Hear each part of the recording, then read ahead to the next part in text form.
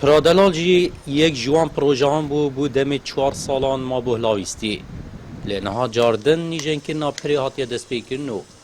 والاتین وی باجاری جی وی پریجی کریزا دارایی مازن تر دشوپینن ام دخواستش حکومت هرما کردستان کنوه که پرادلال کو رمزه که هر یک گشتیاریه و هر رمزه که با کردستان همی ام دخواستش حکومت هرما کردستان کن دست پیش خریه که بکن بود تمام کردن وی پروژه پرادلال خلاص کنه و که اول چند ساله پی و با ما 4 سالانه هر یه هیا مکه چت کن هیا مکه تل نواستا بهانه و هنده که بودجا موجه از 2 ساعت بینم پرادلال گلش بودجا موجه مازندره و که رمزک بو هر ما کردستانه سرچوی سردان کردن هر باجی رکیان هر دولت که چپینه وتن گشت و گذار و آثار جا اگر اف آثارش نه نپاراستن جلوی حکومت و چپینه وتن اگر هر باجی رکی آثار لینه بن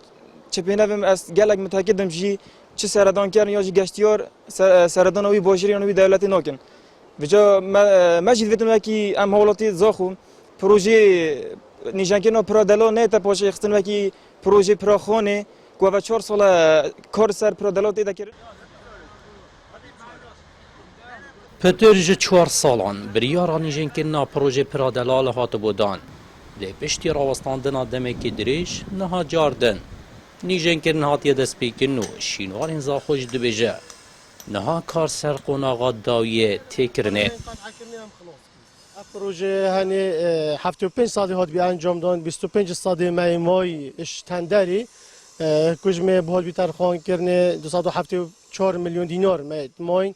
پروژه تا انجام دان جلوی رواری شینوار زاخو و دهوکه و سرپرشتیا رواری آگشتیا شینوار هولره انشالله بانیا خودی 25 سالی جوی تندری بیت انجام دان چه مترسی یک جور هیچ مترسی سرپرادلال نامینه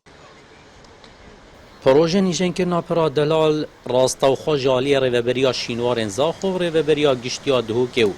سرپرشتیا شینوارین گشتیا هولیره به ترخان کنا کوجم 508 میلیون دیناراتی انجام دان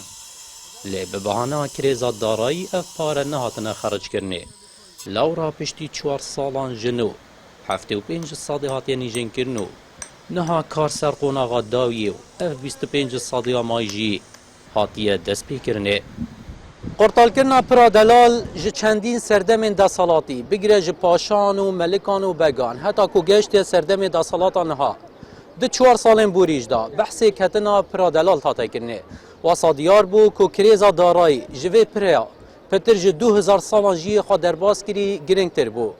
لیدنها دا جاردن سقبیل کرنا پری هاتیه دست پی کرنو شینوار انزا خوش دبیجه هیچ مطرسیه که کتنه سر پرادلال نمایه و دیجی خوی دریجی ددومه احمد زاخولی ان آرتی زاخو